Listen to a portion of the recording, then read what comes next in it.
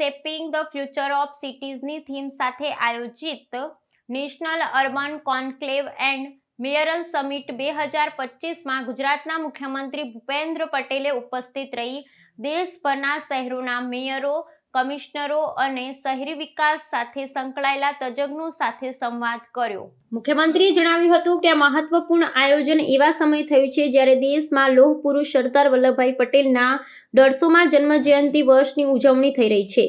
ગુજરાત શહેરી વિકાસ વર્ષ 2025 ઉજવી રહ્યું છે. સરદાર સાહેબે વર્ષ 1924 થી 1928 અમદાવાદ મ્યુનિસિપાલિટીના અધ્યક્ષ તરીકે શહેરને સ્વચ્છતા, સુનિયોજિત વિકાસ અને નાગરિક સેવા જેવી બાબતોનો મજબૂત વારસો આપ્યો છે, તે મુખ્યમંત્રીએ જણાવ્યું હતું.